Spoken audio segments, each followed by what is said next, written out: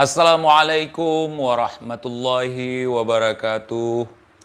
Sahabat TIJ dimanapun kalian berada, semoga kita semua selalu dalam lindungan Allah Subhanahu wa Ta'ala. Salam persaudaraan dari Aceh untuk teman-teman yang ada di seluruh Nusantara, dari Sabang sampai Merauke, dari Miangas hingga Pulau Rote. Berjumpa kembali dengan saya Teguh Iqbal Johar di channel Sampah Namun Bisa Didaur Ulang. Oke, teman-teman yang menunggu live saya tadi, yang saya gantung tadi error lagi teman-teman, sehingga saya beralih kemari ya. Oke, waalaikumsalam warahmatullahi wabarakatuh. Papua Nugini nyimak, salam buat rekan-rekan di Papua semuanya. Ya, dari Sabang sampai Merauke, terutama rekan-rekan yang ada di Aceh, Banmandum, mana terkecuali. Oke, Mataram hadir. Oh. Itu aja yang lu bahas setan. Iya, setan itu aja yang gua bahas memang, Bang. Boston hadir, salam buat rekan-rekan yang ada di Boston semuanya. Mana lagi Bojonegoro? Bojonegoro. Oke. Jakarta Timur siap, Pekalongan siap semuanya. Lagi mudik, mana nih?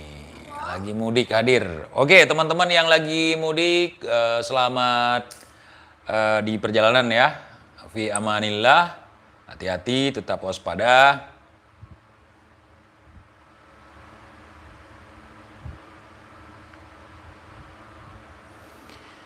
Sambil ngopi bang, sambil ngopi nggak bisa ngomong bang.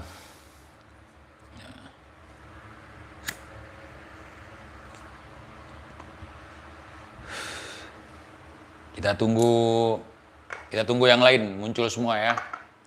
Hadir dari pedalaman Jakarta Bang TJ. Salam buat rekan-rekan semuanya, Jabodetabek ya.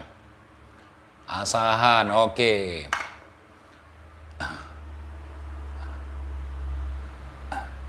Nangis ditinggal Bahar atau nangis ditinggal Ramadan? Ada aja komen ya.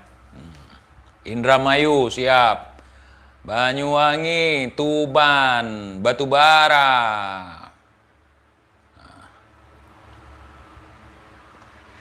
Republik Ngapak siap. Oke, teman-teman, kalau saya sapa semuanya ini nggak bakal kelar ya, sampai sahur nanti pun nggak akan kelar.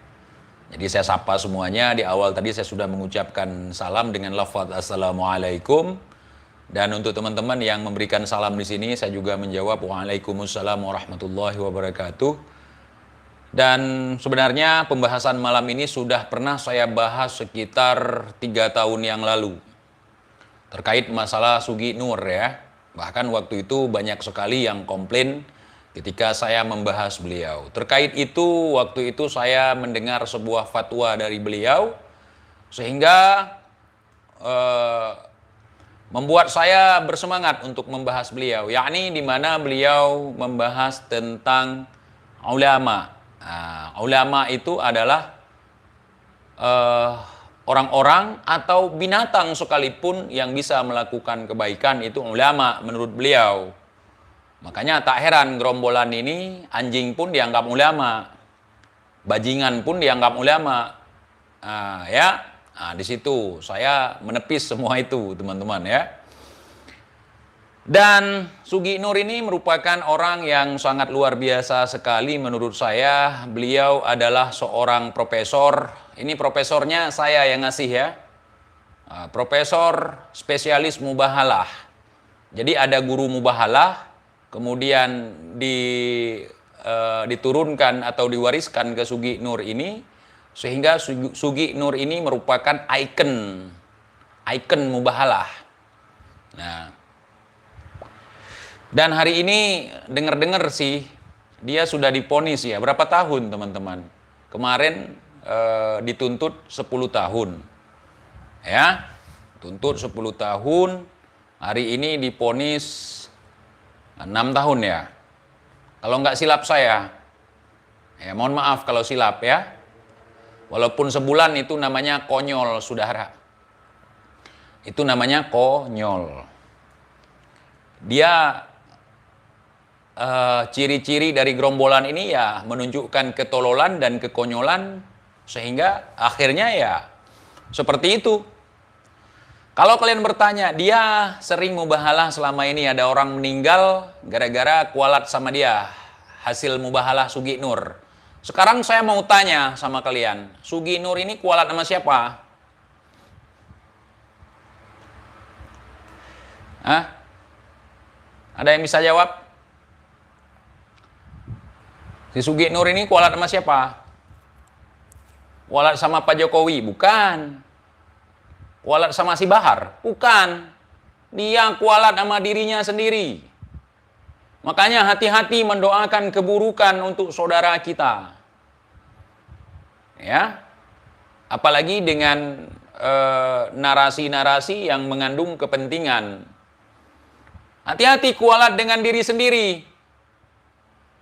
Ya, perilaku kita, tindak tanduk kita hidup di atas permukaan bumi ini, itu yang menghantar kita kepada kehancuran, saudara.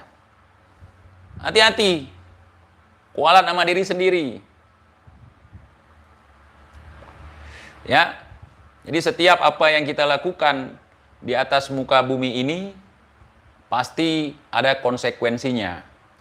Tidak hanya sekedar di akhirat, di dunia pun kita akan merasakan sanksi dari apa yang kita lakukan.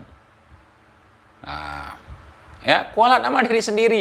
Mereka yang sering mengkualat-kualatkan orang, itu tandanya orang tidak mengenali dirinya, tidak tahu diri. Kalau orang tidak tahu diri, tidak kenal diri, bagaimana kita bisa meyakini bahwa dia mengenal Tuhannya? Bukankah syarat untuk mengenal Tuhan, kita harus mengenal diri dulu? Iya kan? Iya, sok yang paling suci, sok yang paling punya surga. Sementara, kenapa kita berani ngomong seperti itu? Karena kita nggak tahu diri. Seandainya kita tahu diri, nggak mungkin kita berani klaim kita masuk surga, orang lain masuk neraka. Ya, kalau kita tahu diri malu. Karena surga itu bukan punya kita. Tak ubahnya seperti orang yang pamer mobil mewah. Bukan punya dia. Dia cuma selfie doang, foto doang, ini itu. Kemudian dipamerkan di sosial media dengan ribuan pujian dan sanjungan. Seolah-olah dia berhasil menipu orang lain. Tetapi dia sungguh menipu dirinya sendiri. Ya.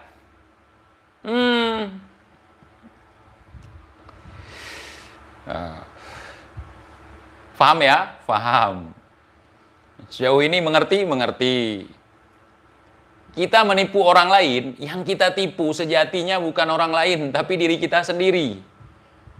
Kita mau sok alim, kita mau apa, yang tertipu diri kita sendiri. Ya? Nah, tetapi sayang, ketika kita menipu diri kita sendiri, ajab kali kita mengajak orang lain untuk menjadi korban seperti kita sendiri.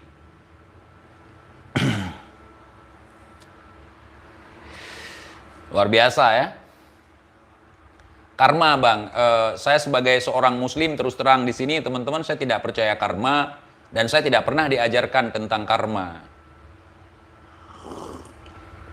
Atau bahasa kita mungkin kisos ya, kisos. Nah.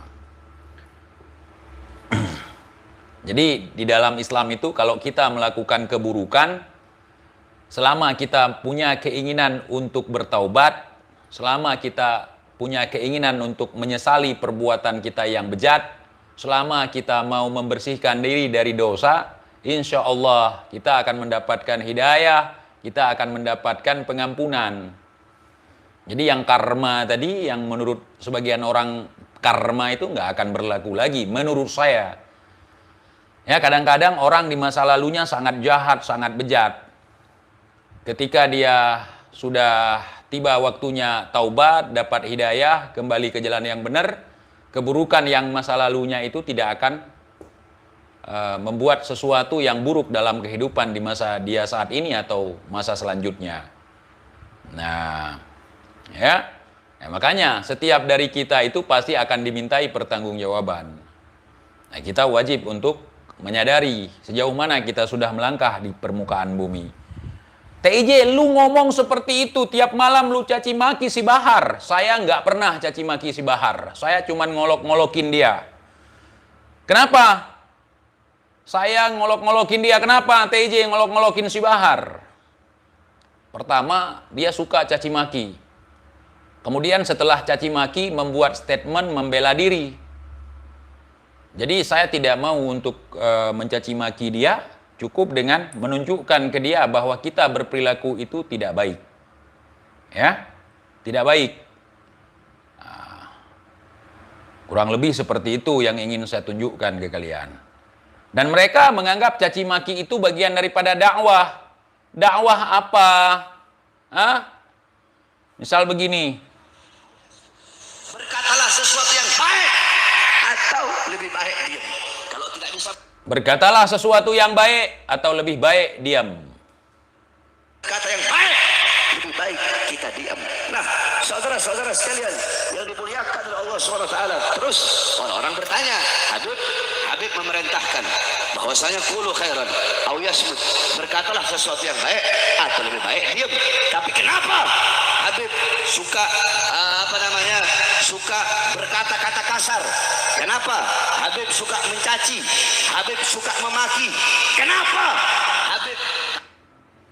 Karena saya nggak tahu diri. Saya merasa diri saya cucu Nabi, jadi boleh leluasa caci maki orang lain. Ya, nggak ada satupun ilmu yang mengajarkan kita untuk mendidik orang ke arah yang baik dengan cara yang buruk. Nggak ada. Kalau ceramah keras, Habib. Kalau ceramah teriak-teriak. Iya, kalian kan cuma lihat kalau saya lagi ceramah. Kalian nggak lihat bagaimana kalau saya lagi ngobrol. Kalian nggak setiap hari sama saya. Kalian nggak 24 jam bersama saya. Goblok Bahar. Yang dinilai oleh orang apa yang dipublikasikan. Mau lu sama bini lu, mau lu di kamar mandi, mau lu sambil coli, itu nggak punya hak kita menilai areal pribadi lu. Kita menilai lu koar-koar itu di depan publik. Bagaimana lu di depan publik? Urusan hati lu kita nggak bisa nilai seperti pengikut kalian. Saya benci si Bahar, saya ini. Nggak bisa kita nilai urusan hati. Nih ceramah dia. Kenapa? Bahar kalau ceramah merepet-repet, caci maki ini itu. Oh, kalian nggak tahu. Di belakang sana saya begini. Orang nggak lihat yang di belakang lu. Kita di sini sebagai umat bukan peramal yang meramal soal kehidupan lu di belakang. Ya, Bapak, mana Bapak? Kalian nggak setiap hari sama saya. Kalian nggak 24 jam bersama saya.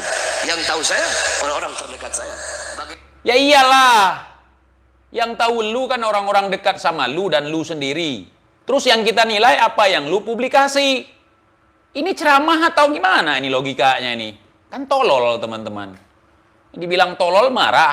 Dibilang goblok marah. Inilah contoh orang goblok yang nggak tahu kalau dirinya goblok. Ya. Ini rokok saya. Rokok nggak perlu ditanyakan. Berkatalah sesuatu yang baik atau lebih baik diam. Kalau tidak bisa berkata yang baik, lebih baik kita diam. Nah, saudara-saudara sekalian yang dimuliakan oleh Allah SWT. Terus orang-orang bertanya, Habib memerintahkan bahwasanya qulu khairan aw yasmut. Berkatalah sesuatu yang baik atau lebih baik diam. Tapi kenapa Habib suka suka berkata-kata kasar? Kenapa Habib suka mencaci? Habib suka memaki? Kenapa Habib kalau ceramah keras? Habib kalau ceramah teriak-teriak? Iya, kalian kan cuma lihat kalau saya lagi ceramah. Kalian nggak lihat bagaimana kalau saya lagi ngobrol. Kalian nggak setiap hari sama saya.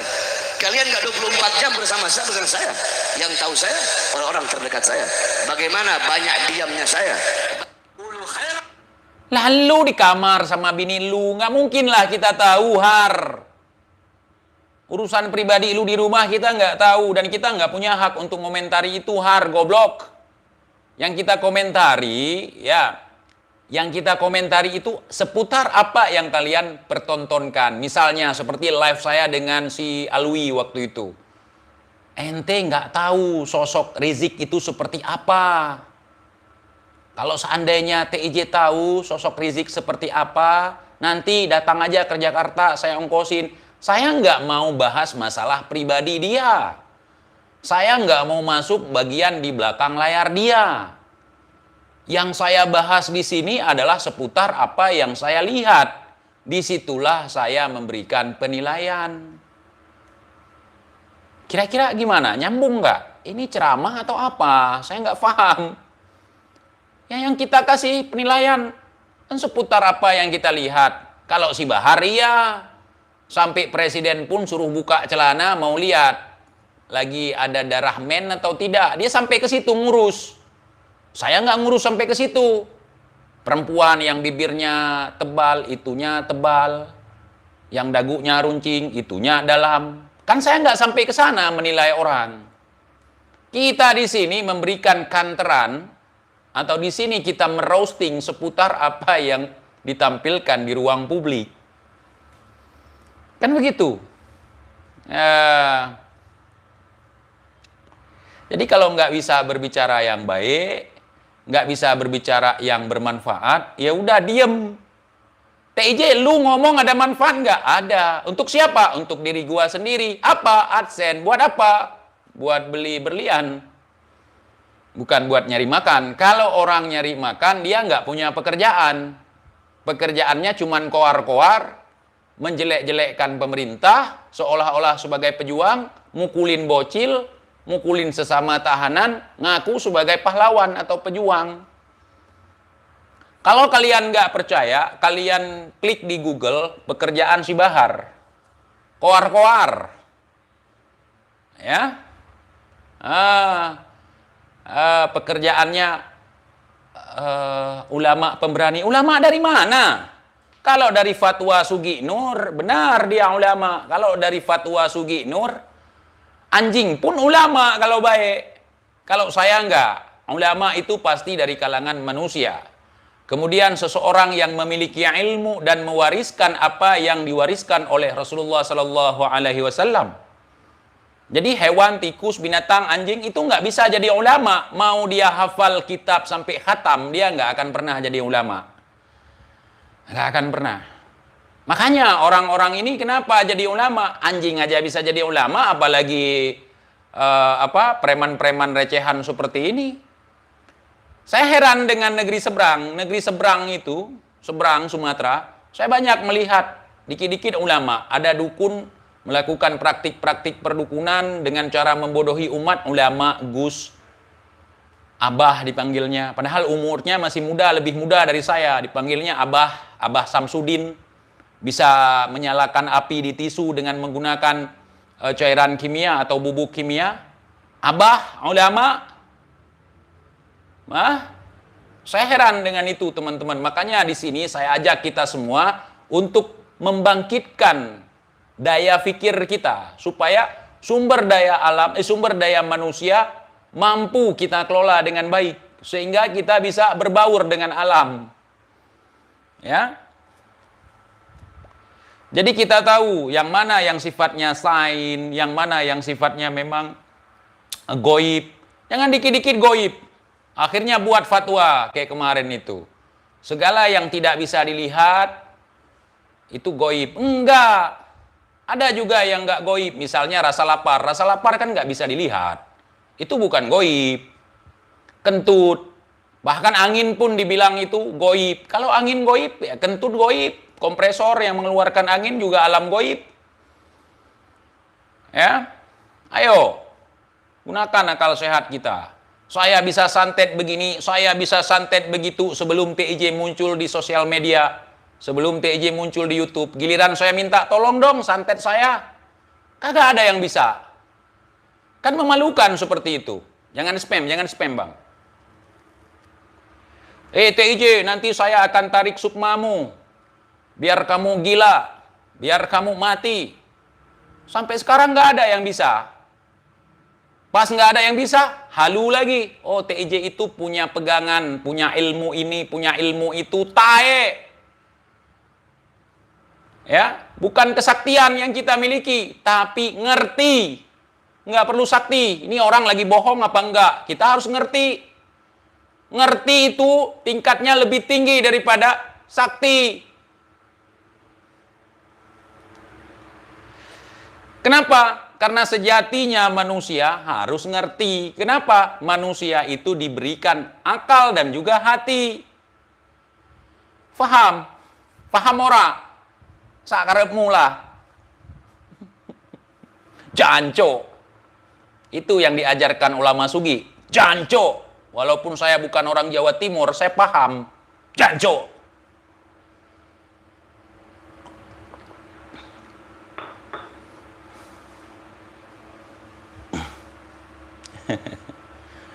Ya.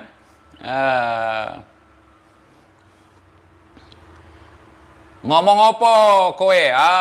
Iki aku wis ngomong sak karepku, nyepong peli neng dalan.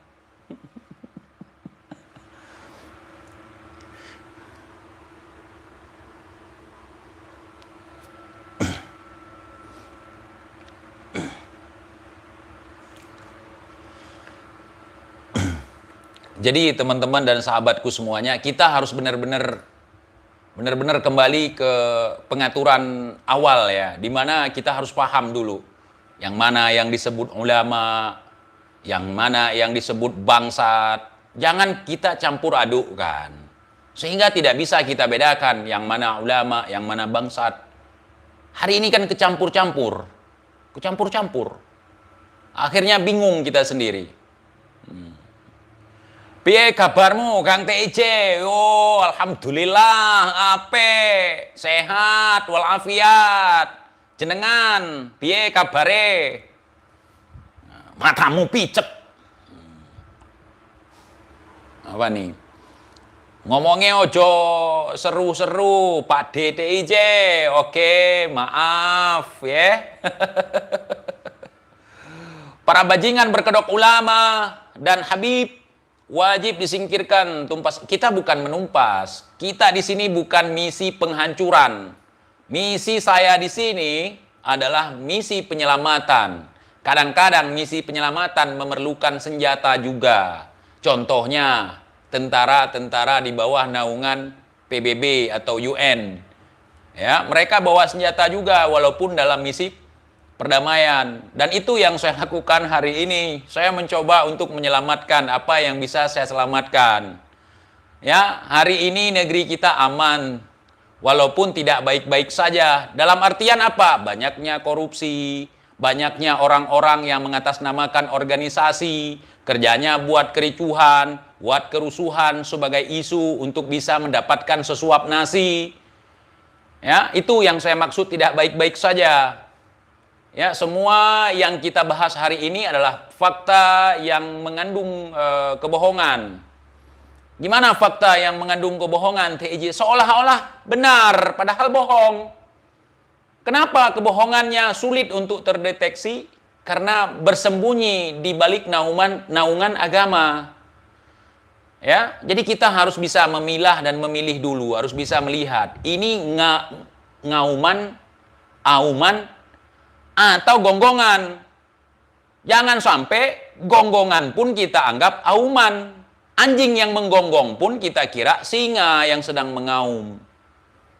Ya, iya, kadang-kadang sulit memang kita membedakan. Misalnya kalau harimau itu macan. Ada satu lagi, pakai hidung juga kalau kita bunyikan. Itu bukan singa, itu babi, saudara. Ya, babi itu mengeluarkan suaranya juga lewat hidung.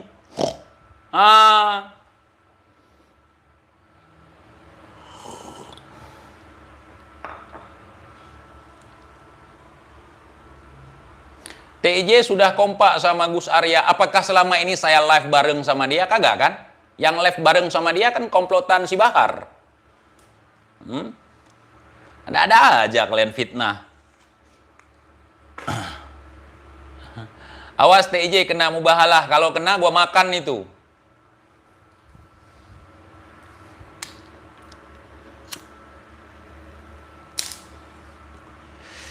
Jadi saudara-saudaraku jangan takut. Nih, Nih camkan nih baik-baik ya. Guru yang mulia, seorang ulama, apalagi seorang habib, tidak akan mungkin mencelakai kita. Guru yang mulia tidak akan mencelakai orang-orang yang hari ini tidak ada arah, pasti akan dirangkul untuk dididik. Orang bangsat pun tidak akan dicaci maki, pasti akan dirangkul. Ya, kalau ulama, kalau habib, kalau orang berilmu, ini dikit-dikit ente kualat kalau melawan ana. Itu adalah sugesti yang dibentuk untuk mencuci otak supaya tidak ada yang berani ngelawan. Ente kalau lawan aneh, ente kualat. Ente kalau nggak mau dengar perintah gua, ente kualat. Itu nggak ada. Ya, nggak ada itu. Jangan takut. Jangan, itu hanya untuk menakut-nakuti. Ya, nggak ada. Ente kalau nggak mau cium tangan aneh, nggak dapat berkah. Ente kalau nggak mau begini, nggak dapat syafaat. Ya, aturan agama bukan seperti itu. Ya, itu adalah ajang pencucian otak untuk menggoblokkan dan membodohi kita. Saya sangat miris hari ini. Kenapa? Kenapa? Karena kita menjadi seorang muslim yang penakut. Kenapa jadi takut? Karena cuci otak seperti itu. Dikit-dikit kualat, dikit-dikit begini, dikit-dikit begitu. Coba dipahami dulu. Saya punya seorang guru yang tidak mau disebut sebagai guru. Beliau membimbing saya. Bahkan saya terkontaminasi dengan kebiasaan kolonial ya. yakni menakut-nakuti dengan kualat. Beliau mengatakan, jika engkau menganggap aku adalah orang yang dekat denganmu, yang memberikan arahan kepadamu, kenapa harus takut kualat? Nggak mungkin orang yang mencintai kita akan mengkualatkan kita. Nggak mungkin seorang guru, seorang pembimbing akan mengkualat-kualatkan kita. Nggak mungkin seperti itu. Dikit-dikit kualat, dikit-dikit kualat, dikit-dikit mubahalah. Halah, pos ronda. Jangan takut itu. Ya, karena sejatinya seorang guru ketika melihat murid-muridnya atau orang-orang yang berada di belakang dia masih bodoh, dia akan mengajarkan, bukan ngata-ngatain bodoh, goblok, tolol. Enggak. Orang yang berilmu pantang ngomong goblok dan tolol terhadap orang lain. Kenapa? Karena dia punya ilmu. Ilmu yang dia miliki itu dijadikan sebagai penunjuk jalan. Dan dia tidak pernah merasa cukup dengan ilmu yang dia miliki. Ketika seorang yang berilmu merasa dirinya punya ilmu, disitulah dia nggak punya ilmu. Ya. Oh, saya paham tentang ini. Ajarkan. Bukan untuk dibangga-banggakan ilmu itu, tapi untuk diajarkan. Untuk dijadikan sebagai alat dalam kita menyongsong hari esok. Dalam kita menjalani kehidupan dunia maupun akhirat. Nah, pokoknya kalau ada orang ceramah, goblok, bodoh, orang lain bodoh semua, cuman dia yang pinter, menandakan bahwa dia di situ tidak tahu kalau dia bodoh. Nah, paham nggak? Paham. Ya, ini contoh nih, kenapa TIJ selama ini ngolok-ngolokin si Bahar dan juga sejenisnya? Karena TIJ ingin menunjukkan kepada kalian bahwa kualat yang mereka katakan tidak ada. Tidak seperti itu kualat. Ya, kualat kepada orang yang sering mengkualat-kualatkan nggak ada. Kualat terhadap orang yang sombong, yang songong, yang suka ngata-ngatain apalagi caci maki orang nggak ada kualat sama dia. Nggak ada. Tapi kalau orang yang diem, tidak banyak bicara, ya kan? Kemudian mengajarkan kebenaran, bahkan dia tidak ingin ada orang-orang yang celaka atas perantara dia. Itu biasanya orang itu beracun, saudara. Beracun. Diem, tenang, santuy, nggak gampang marah. Justru karena dia nggak gampang marah, disitulah dia punya kelebihan. Punya kemuliaan. Ya, bukankah syarat untuk mendapatkan karomah itu kita harus tawadu, sabar. Nggak gampang dapat seperti itu hanya gara-gara keturunan, enggak. Enggak, bukan gara-gara keturunan. Ya. Di dalam ajaran Islam itu, seseorang itu levelnya tinggi, makomnya tinggi, bukan karena keturunan, tapi karena amalan dan ilmu. Sadar kita di situ. Assalamualaikum, abang kesayangan Fatin. Waalaikumsalam warahmatullahi wabarakatuh. Kolak jangan dihabiskan. Fatin. Kemudian, oh TIJ mereka itu pejuang. Mereka itu begini, mereka itu begitu. Sekarang apa yang mereka perjuangkan? Coba jelaskan ke saya. Apakah dengan mereka kowar-kowar itu koruptor setiap hari ditangkap? Apakah dengan mereka kowar-kowar sistem berubah? Apakah dengan mereka kowar-kowar itu oligarkinya pada tumbang? Kan kagak. Kagak. Ya, kemudian dapat berkah dengan cara diceburin ke kolam. Ya. Ya. Kemudian beli jigong bekas.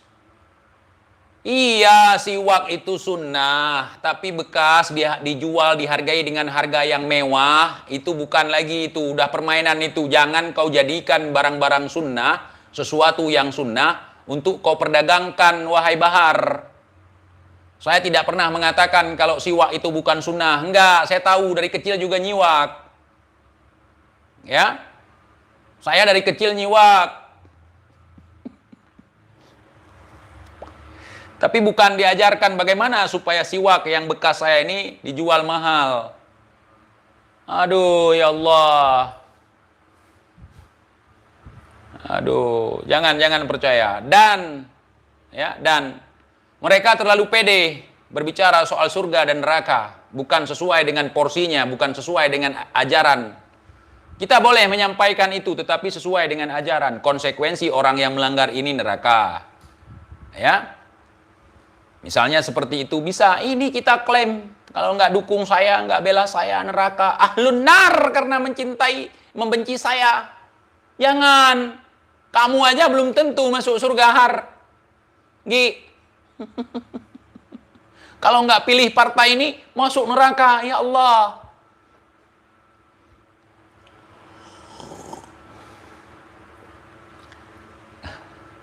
Ayo teman-teman semuanya, kita tidak cukup dengan sekedar yel-yel. Tapi memang harus diterapkan. Ini kelimpungan, kebingungan kan? 7 juta umat yang saat ini tertinggal 6,8 lah sisanya. Kagak ada yang bisa mikir. Hah? Ajaran Islam itu justru sangat mempermudah untuk umatnya dalam menjalankan kehidupan sehari-hari. Kenapa dipersulit? Beribadah kepada Allah, patuh kepada orang tua, ya, takzim kepada orang tua. Ini takzim kepada orang-orang yang gak jelas. Orang tua kalian biarkan terbangkalai gara-gara ini cucu loh, harus dicium tangan tiap hari, harus dikipasin. Aduh, mati kapan? Ayo dong. Yang masih punya orang tua bertahun-tahun kalian belum pernah pulang untuk mudik dengan alasan uang, dengan alasan sibuk bekerja segala macam. Untuk tahun ini sempatkan sesempat-sempatnya untuk pulang mudik ketemu orang tua. Percuma saja hari ini kalian ketemu guru yang jenggotnya bisa disambung dengan jembut. Tapi kalau orang tua kalian nggak pernah kalian takzimi, nggak pernah kalian datangi untuk mencium tangannya, untuk memeluknya, untuk meminta maaf kepadanya. Ya, pulanglah saudaraku hari ini yang masih punya orang tua. Ya, kalau nggak punya lagi orang tua gimana? Doakan mereka sesempat mungkin pulang ziarah ke makamnya. Jangan sampai pas pulang nggak tahu pas kita bersihin bukan kuburan orang tua kita, malah kuburan orang lain. Ya, saking nggak tahu lagi. Jangan gampang lupa, jangan.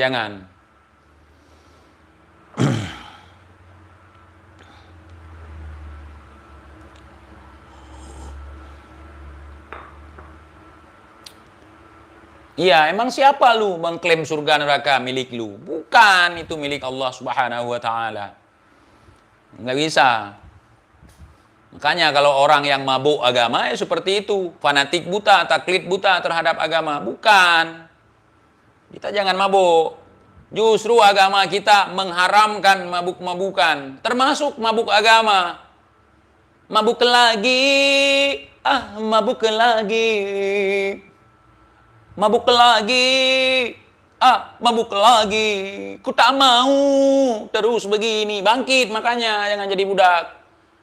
Bukan gampang lupa, hanya saja karena keseringan bohong. Itu lain lagi, Bung. Ayo, semangat saudaraku. Bangkit, bangkit, bangkit. Bangkit kita. Jangan mau. Dulu negeri kita pernah dijajah. Ya, bertahun-tahun dijajah. Waktu itu belum ada Indonesia, waktu itu Nusantara. Konon katanya dijajah 350 tahun. Setahu saya nggak sampai segitu.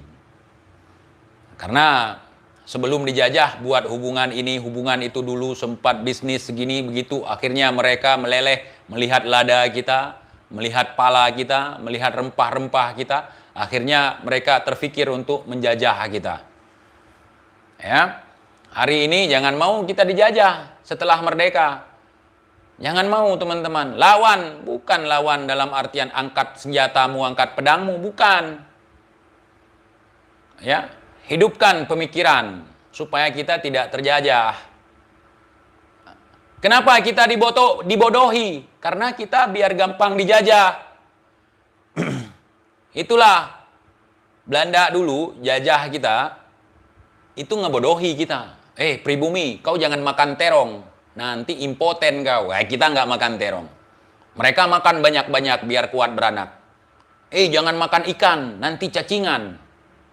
Kita nggak makan ikan, takut cacingan. Mereka makan ikan di depan kita. Goblok tidak? Itu upaya-upaya penjajahan. Cuman kami yang pantas makan ini, misal. Kalian nggak. Karena kalian bukan cucu. Nah, disitulah. Ya, penjajahan itu nggak selamanya menjajah fisik kita. Menggerakkan kerja rodi dan segala macam. Nggak seperti itu semata. Pikiran kita hari ini terjajah. Kalau saya melawan orang ini nanti kualat. Itu adalah brainwash. Brainwash. Cuci otak. Supaya kita nggak berani ngelawan. Nanti ada yang berani ngelawan, dipersekusi. Untuk upaya apa? Pembungkaman. Oh, saya dipersekusi ini, minta maaf ini itu. Habis itu nanti kita dibunuh karakternya. Ayo kita lawan perbudakan, teman-teman. Agama kita itu justru ya membebaskan perbudakan, bukan malah mengajak kita untuk menjadi budak. Ya. Ini nampak sekali orang-orang bego langsung nggak apa-apa, saya walaupun budak nggak apa-apa, yang penting budaknya si Bahar. Ngapain? Sedangkan Rasulullah Shallallahu Alaihi Wasallam membebaskan umat dari perbudakan. Kok kita bangga jadi budak? Saya akan setia menghabiskan seumur hidup saya untuk mengabdi kepada si Bahar, jadi penjilat kaki, sepong jempol dan segala macam. Ngapain? Ngapain menghabiskan waktu untuk hal-hal yang sia-sia? Dengan mengharapkan surga, dengan mengharapkan syafaat. Boro-boro mereka bisa memberikan syafaat kepada kita. Buat mereka sendiri, buat keluarga mereka sendiri, belum tentu. Belum tentu. Anak cucu Nabi bukan Nabi. Kalaupun misalnya si Bahar iya. Iya anak cucu, tapi saya yakin dia bukan. Ya, ngapain?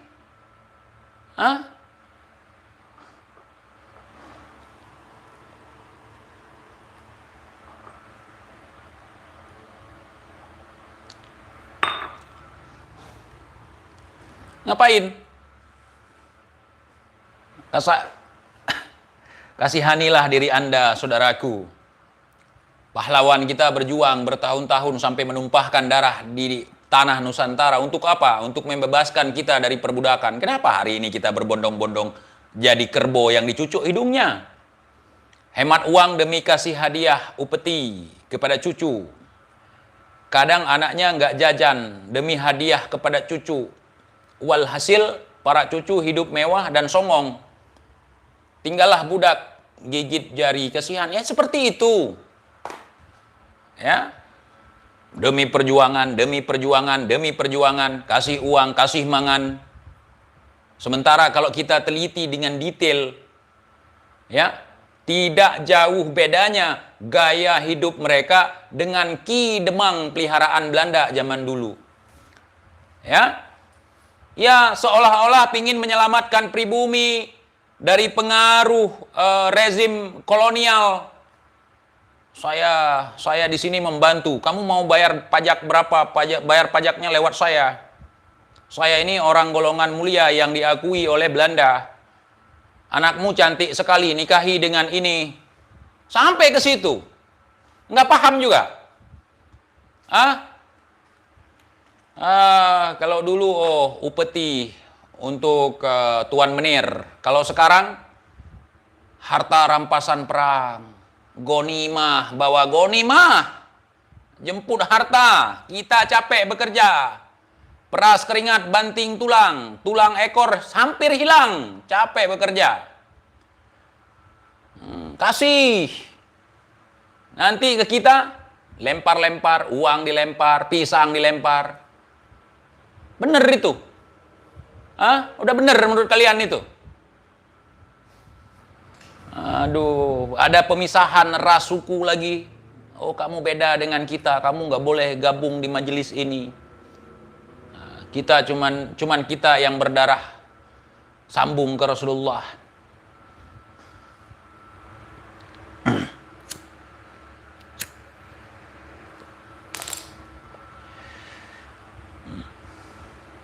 Ayo, teman-teman, sadar. Yang kita idolakan itu Rasulullah, bukan yang lain. Yang kita teladani itu Rasulullah. Tapi kalau ada orang yang mewarisi akhlaknya Rasulullah, yang mewarisi ilmunya dari Rasulullah, itu kita ikuti. Kalau cuma ngikut darah, tapi perilakunya bejat, bangsat, bajingan, ngapain diikuti?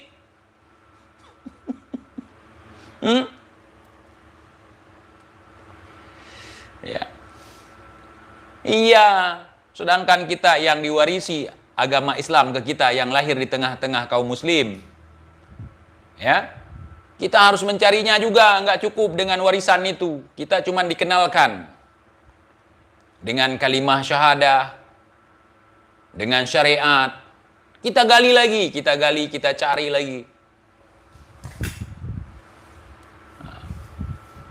Kita harus menjadi pribadi-pribadi yang merdeka. Jangan menjadi budak sahaya.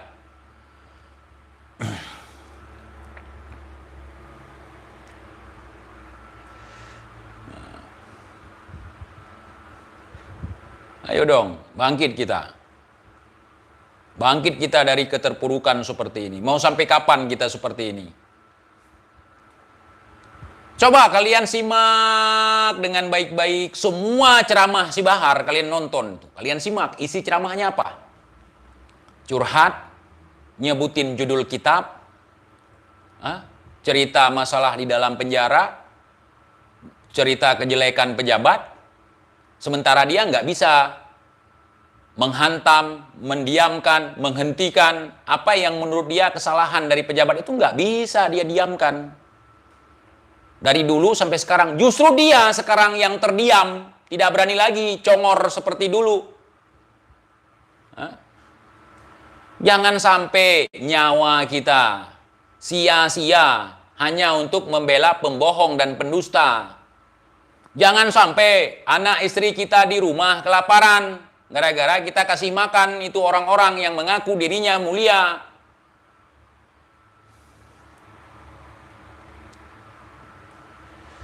Ya. Kita mengharap surga dari orang-orang seperti itu. Ya. Sehingga hidup kita korbankan ya, untuk tunduk, takluk kepada mereka. Mereka siapa? Mereka siapa? Apalagi contoh-contoh yang bisa dijadikan sebagai ilmu dari si Bahar apa? Pakai lipstik, manjangin rambut, habis itu ngecat kuning, kayak tai. Kalau saya nggak ngecat kuning kemarin-kemarin ya. Saya catnya warna lain lagi, bukan kuning ya. Dan saya nggak ngaku ulama di situ dan nggak ngaku cucu Nabi. Apa? Dari ceramah dia apa yang kalian ambil hikmah? Dengar dia teriak-teriak, ngaku sebagai pejuang. Kalau kalian simak baik-baik narasi atau penekanan ketika dia berbicara, tidak jauh bedanya dengan orang jualan obat di kaki lima. Enggak jauh bedanya. Yang jauh mari dekat, yang dekat silahkan merapat. Di sini ada ramuan yang mujarab, saudara. Saudara, ini ramuan bukan sembarang ramuan, saudara. Saya langsung bawa dari Tibet, saudara. Ya, mulai dari jamu singset sari rapet semua ada, saudara. Saudara, silahkan ambil. Coba kalian dengar narasi dia. Ya. Untuk menjadi orator di dalam demo aja kagak masuk. Tukang obat udah masuk. Bahar sekarang sibuk pencitraan sana-sini sambil cari dukungan. Nggak ada yang mau disuruh maju untuk menghantam TIJ dan Lubis. Mana ada yang mau. Bahkan sekarang banyak itu yang lihat, yang selama ini muji-muji Wali Songo, ketika si Bahar bilang Wali Songo nggak ada keturunan, malah ngomongnya ini bukan mau menantang Habib Bahar, ini bukan mau menghina Habibana. Tiba-tiba melempem kayak tai. Aduh, penjilat-penjilat semua kalian dididik untuk menjadi penjilat. Cara orang mendidik kita menjadi penjilat. Satu, anti kritik. Kamu nggak boleh kritik saya. Kalau kamu kritik saya, itu didik orang jadi penjilat. Kemudian, kita sering melemparkan narasi-narasi untuk membunuh karakter orang lain. Itu cara untuk mendidik orang jadi penjilat. Sayalah yang benar, jilat pantat saya, sepong jempol saya. Ya, mereka salah main. Makanya nanya sama TIJ, kalau ingin menguasai, jangan pakai provokasi, pakai propaganda. Propaganda bisa diterapkan, bahkan bisa menghasilkan hasil yang positif. Tapi kalau memprovokasi, memfitnah orang lain, itu nggak akan nyaman kita, nggak akan kekal kita, nggak akan kuat kita. Ujung-ujung nanti ketahuan. Kalau propaganda bagus sering diterapkan di dalam peperangan. Misalnya propaganda dulu, orang ini hebat, orang ini icon, orang ini luar biasa. Kalau orang ini bersuara, orang-orang pada begini, pada begini. Boleh seperti itu, tapi jangan lebay, tidak ada bukti. Contoh, gua ngomongin kalian nih yang disakralkan sama mereka, ada gua kualat? Kagak ada. Contoh siapa itu yang sering nantang mereka? Si Abu Janda, ada nggak dia kualat? Ada. Boro-boro kualat, dipersekusi aja kagak bisa, kagak berani. Orang-orang mikirlah, Pak Rizik aja nggak berani nongol, nggak berani maju. Dia bukan. Dia takutnya nanti masuk penjara lagi, karena ini kan tahanan bersyarat, bebas bersyarat. Nah, dia nggak tahu bebas bersyarat itu. Kalau maju lagi nanti dekat dengan 2024 masuk lagi. Mana ada orang gini? Ini contoh nih. Coba disimak baik-baik ya. Saudara, hari ini kita hidup di zaman dengan rezim yang sangat zalim, saudara. Kita harus lawan, kita harus perangi rezim yang seperti ini, saudara. Kita tidak boleh membiarkan ini. Ada intelijen hitam, ada kebangkitan PKI. Mari kita gulingkan Jokowi, saudara. Jokowinya 2 periode, saudara. Pemilunya curang, saudara. Lain lagi bumbunya. Habis itu nantang-nantang, ngajak perang ini itu, plap ketangkap. Kita dizolimi, saudara. Banci tidak. Pejuang tidak seperti itu, saudara. Tidak ada pejuang seperti itu. Habis ngegas, giliran dibalas. Kita dizolimi, saudara. Kita ini dihancur. Tadi narasinya kan pemimpin zalim. Tadi ngakunya pemimpin zalim, saudara. Ya wajar kita diperlakukan seperti itu. Yang katanya lawan mana? Kita di penjara, saudara. Siapkan uang-uang Anda, wahai budak. Kasih ke kami buat makan selama kami di dalam penjara, budak. Dia enak di penjara. Lah lu sebagai budak. Lu masuk penjara, siapa yang jenguk lu? Siapa yang ngasih makan lu? Siapa yang ngasih makan anak bini lu? Kagak ada. Ini pengakuan salah satu dari mereka yang terkucilkan, namanya Sodik.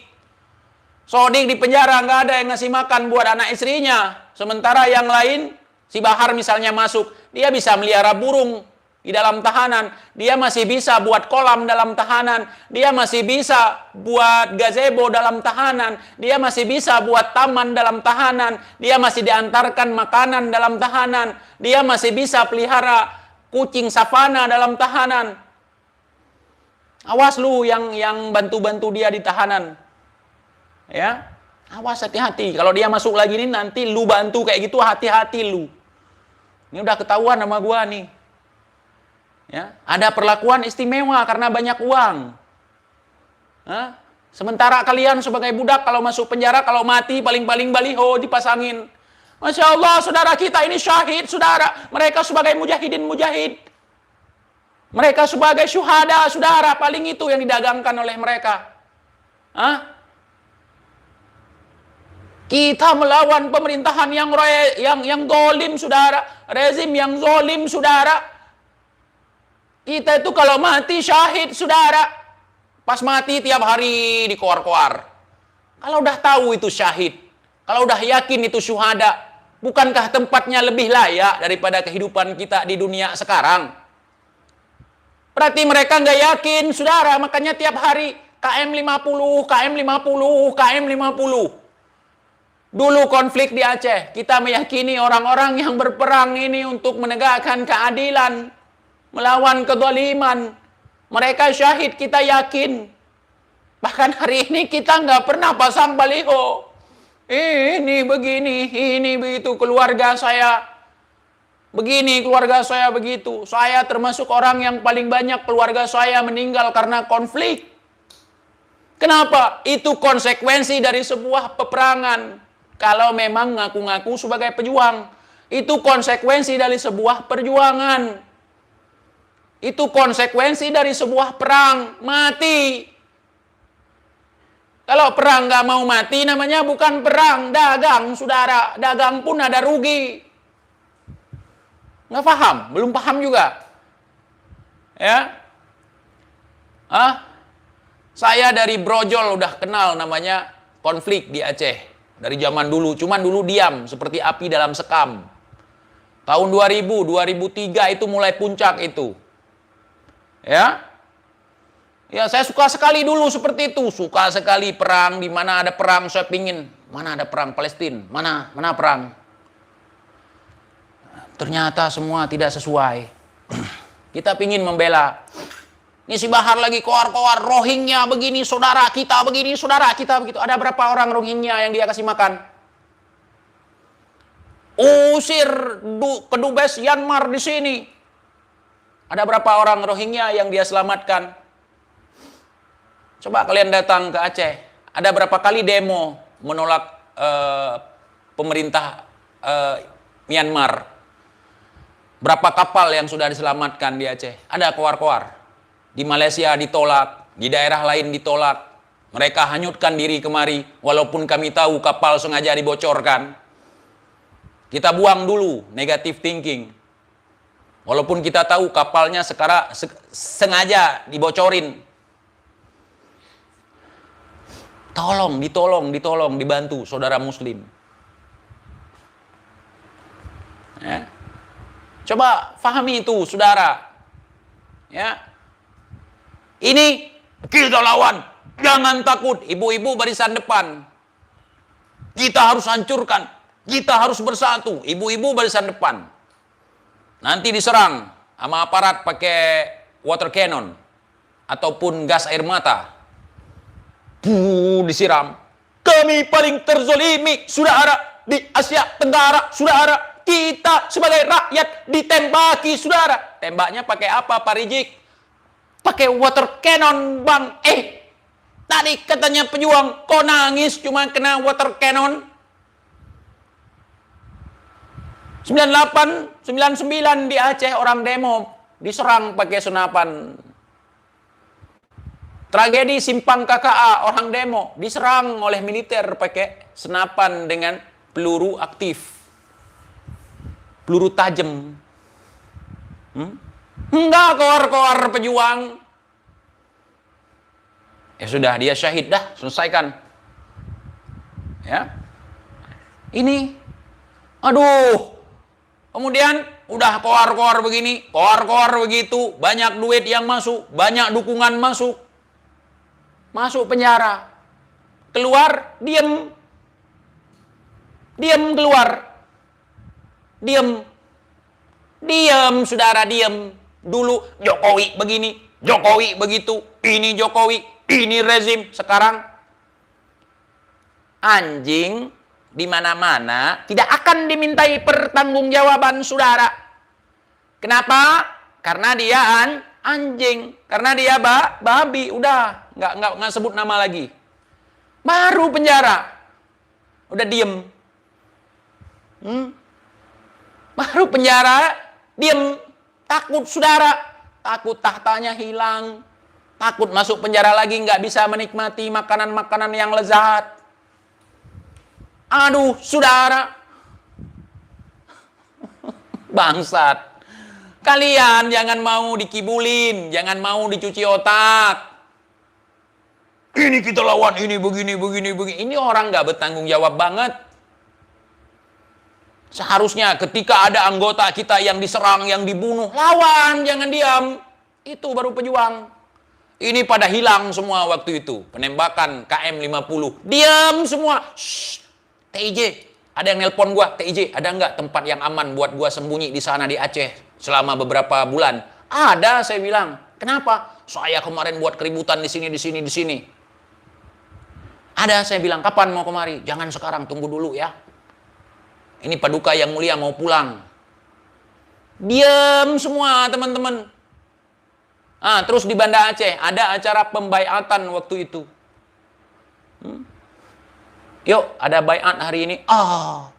Saya nggak bisa. Mama saya meninggal. Bapak saya juga sakit.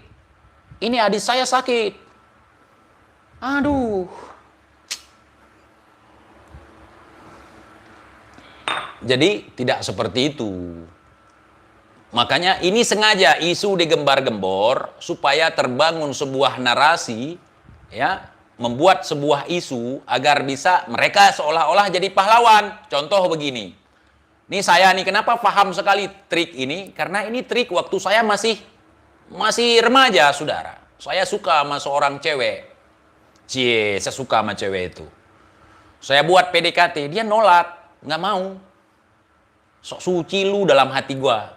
Terus gimana caranya? Gua ajak teman-teman gua lah. Coba kau takut-takuti dia seolah-olah mau ngerampok, nanti aku datang sebagai pahlawan. Kalah semua. Teman kita sendiri kalah semua. Wah, aku jadi pahlawan di depan perempuan itu. Kamu mau nggak jadi pacar aku deh? Enggak juga. Ya sudah. Tetap enggak. Cewek di sini rata-rata punya prinsip dulu. Itulah yang dimainkan sekarang, drama, kebangkitan PKI, gulingkan Jokowi, 2019 ganti presiden, sama satu lagi apa, yang paling dahsyat itu, intelijen hitam. Dia lebih intelijen daripada intelijen, sampai tahu intelijen hitam. Kita tanya, dia pun nggak tahu, melongo, modal ada PDF, kemudian presentasi depan, pakai PowerPoint, poinnya kagak ada, powernya apalagi. Ini kita Indonesia hari ini, saudara, berada di ambang kehancuran, saudara. Itu mululu. Gimana nggak hancur? Manusianya model-model kayak mereka. Indonesia, saudara, tidak lama lagi akan muncul kebangkitan PKI, saudara. Perbanyak nonton film G30S PKI. Untuk apa? Bukankah itu kepentingan Orde Baru?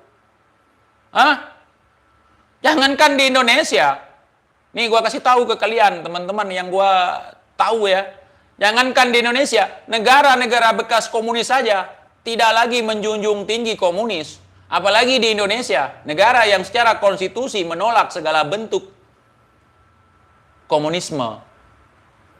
Bahkan kita terikat kontrak bertahun-tahun dengan kapitalis. Kalian tahu bahwa kapitalis tidak akan membiarkan komunis hidup di Indonesia.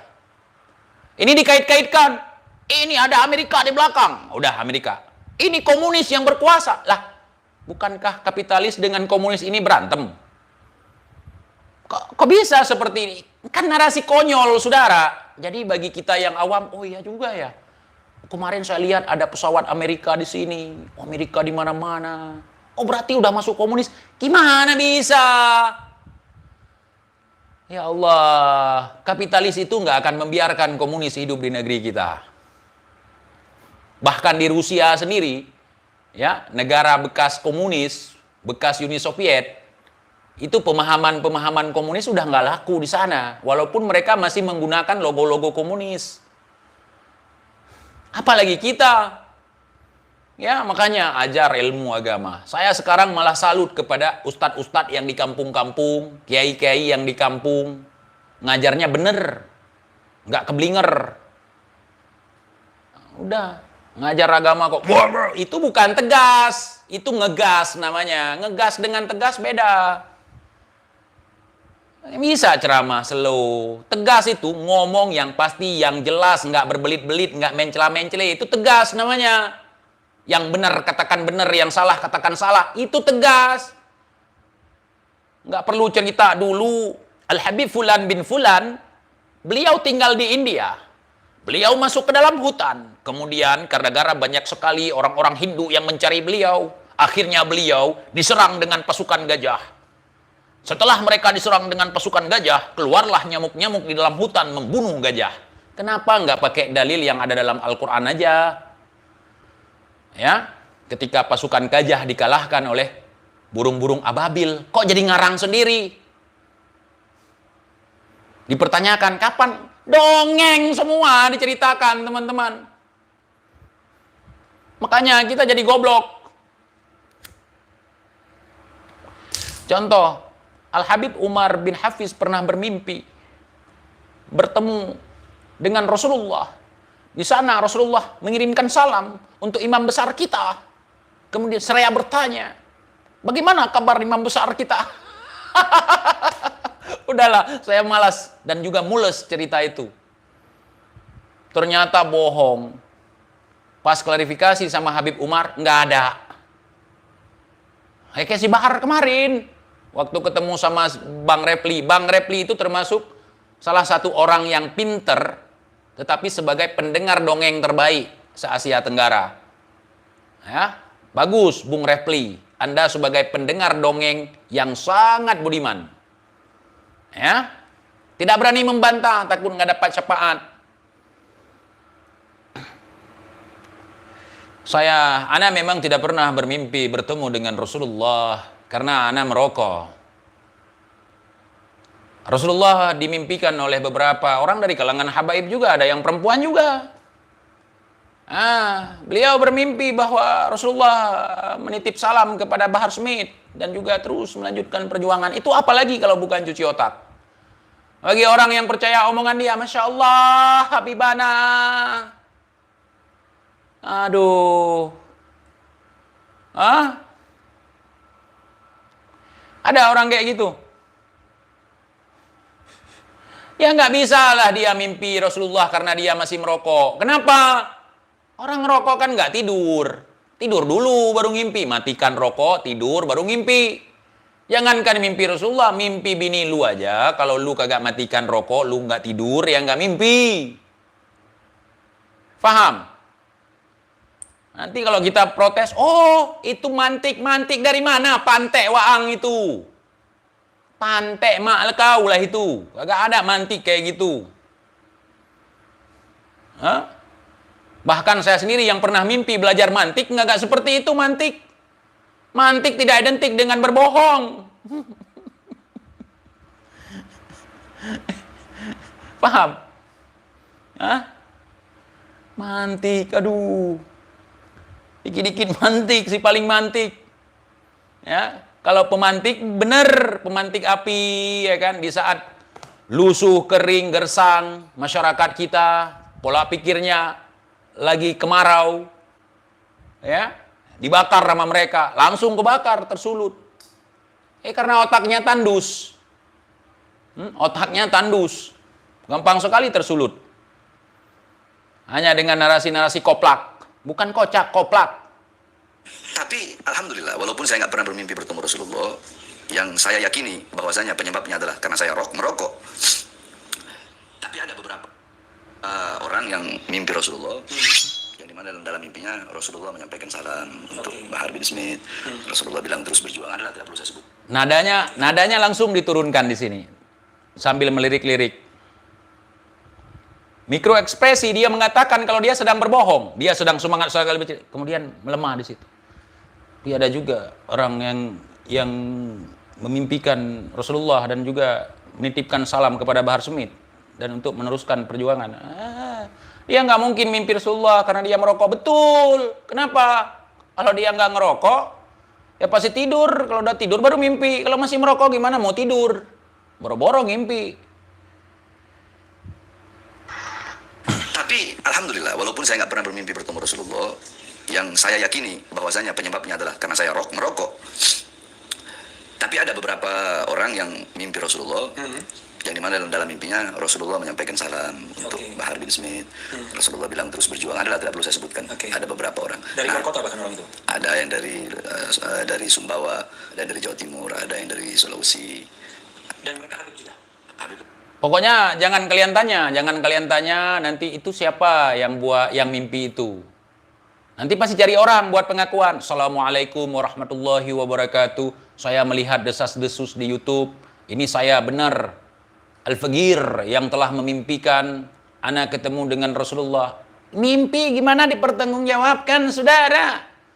Untuk mengecek kejujuran dan apa? Mimpi, semua lari ke mimpi supaya kita nggak nagih.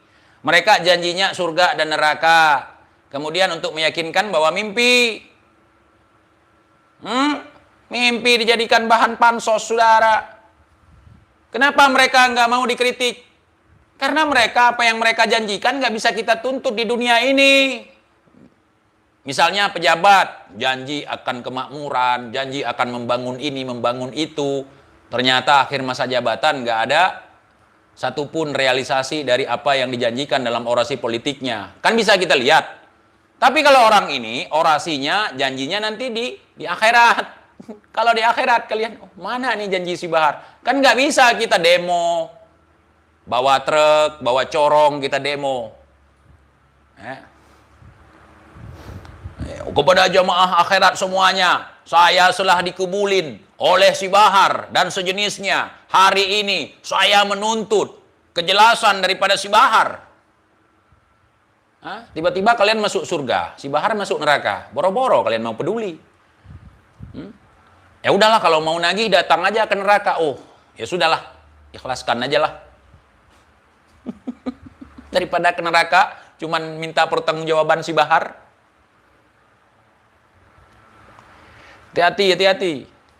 Hati-hati. Jangan sampai kita menjadi orang-orang dalam golongan yang rugi, saudara. Oke, mari kita nonton live Bung Lubis 212. Mudah-mudahan apa yang saya sampaikan malam ini tidak manfaat sama sekali untuk yang tidak punya otak. Tidak manfaat sama sekali untuk yang tidak punya akal, yakni hewan dan juga tumbuhan. Terima kasih untuk rekan-rekan semuanya. Semoga senantiasa kita diberikan akal yang sehat, diberikan keberkahan ilmu, keberkahan rizki, dan juga keberkahan umur. Semoga di penghujung Ramadan kita mendapatkan apa yang menjadi harapan kita semua, supaya nanti di 1 Syawal kita menjadi pribadi yang kembali fitri. Ya. Oke, teman-teman dan sahabat semuanya, mudah-mudahan kita juga diberikan pengampunan, ya, itu yang paling penting. Terutama saya banyak sekali dosa di bulan Ramadan ini. Kadang-kadang saat saya sedang melawan orang-orang ini ada kata-kata saya yang silap dan salah. kepada yang bersangkutan, yang pasti nonton konten ini saya minta maaf dengan sebesar-besarnya, tidak ada kebencian di sini. Tapi kalau secara hukum dunia, hukum negara ada pelanggaran, silahkan kalian laporkan. Ataupun kalau punya kuasa, punya keberanian, silahkan dipersekusi. Kalau nggak terima dengan narasi saya ini. Oke, sekian. Terima kasih. Assalamualaikum warahmatullahi wabarakatuh.